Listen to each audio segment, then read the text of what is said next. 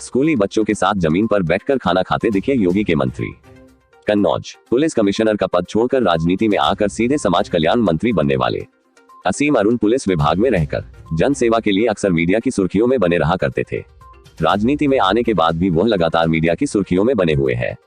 इसकी एक बानगी कन्नौज जिले में स्कूल चलो अभियान की शुरुआत कार्यक्रम के दौरान देखने को मिली। यहाँ मंत्री असीम अरुण, डीएम राकेश मिश्रा, पुलिस अधीक्षक प्रशांत वर्मा स्कूली बच्चों के साथ जमीन पर बैठकर खाना खाते नजर आए। खाने से पहले मंत्री असीम अरुण ने हाथ जोड़कर प्रार्थना की। मंत्री असीम अरुण की यह पहल पूरे जिले में चर्चा का विषय बन गई। स्कूल चलो अभियान की शुरुआत समाज कल्याण मंत्री असीम अरुण, भाजपा सांसद सुब्रत पाठक ने प्रचार वाहन को हरी झंडी दिखाकर की। कार्यक्रम को संबोधित करते हुए समाज कल्याण मंत्री असीम अरुण ने कहा कि आज बहुत महत्वपूर्ण दिन है। हम सबको मिलकर संकल्प लेना है। सभी बच्चों को स्कूल पहुंचाना, उनको अच्छी शिक्षा देनी है। शिक्षा ही समृद्धि का रास्ता है। शिक्षा ही नैतिकता का रास्ता है। इसलिए शिक्षा बहुत जरूरी है। बेहतर शिक्षा कैसे मिले, इसके लिए और मजबूती से संकल्प लेने की जरूरत है। जो नई शिक्षा नीति बनाई गई है उसके कुछ पहलू है। एक बहुत बड़ी बात रिसर्च के जरिए साबित हुई है कि कक्षा 3 तक के बच्चों की पढ़ाई व गणित का ज्ञान बहुत जरूरी है। अगर यह समय से नहीं मिलता है तो उसमें दिक्कत होती है। इसलिए पढ़ाई बहुत जरूरी है।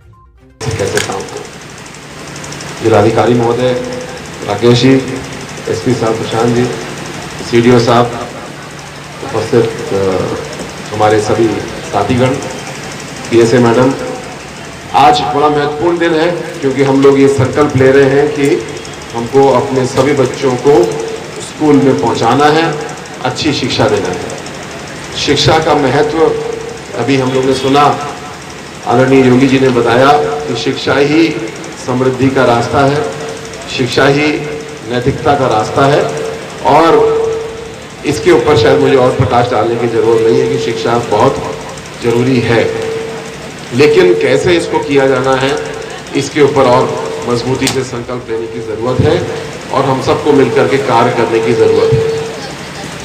जो नई शिक्षा नीति बनाई गई है उसके कुछ पहलू मैं समझने की कोशिश कर रहा था, तो एक बहुत बड़ी बात ये रिसर्च के जरिए स्थापित हुई है कि कक्षा 3 तक के बच्चों की जो पढ़ाई होती है उसमें जो पढ़ने का ज्ञान और गणित का ज्ञान बच्चों को मिलता है वो अगर कक्षा 3 तक ना पूरा हो तो उसके बाद बच्चों के लिए उसको पूरा करना बहुत मुश्किल हो जाता है।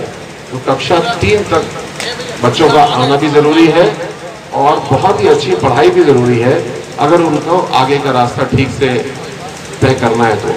और अगर आगे का रास्ता अभी थोड़ी देर में कर ले इसको भी तो बोले मैंने अपनी गाड़ी रुकवा दी, मैंने उन बच्चों को अपने पास बुलाया, उनसे कहा कि तुम जूते क्यों नहीं पहने हो।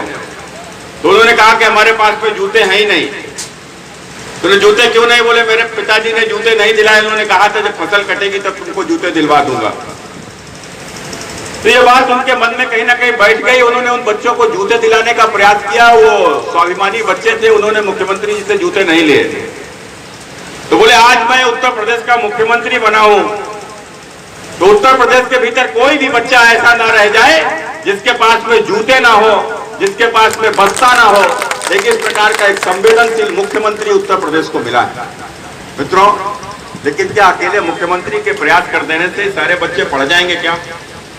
पढ़ाई कितनी महत्वपूर्ण है कि हम लोगों के तो बोलचाल की भाषा में ही कहा जाता है कि बिना पढ़े नर पशु कहावा।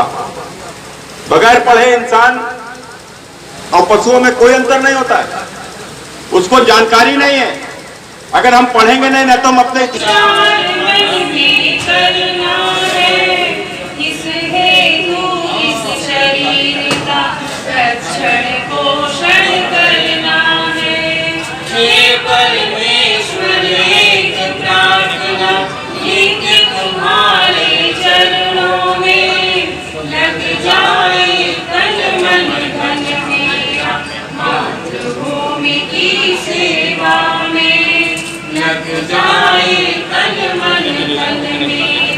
मातृभूमि की सेवा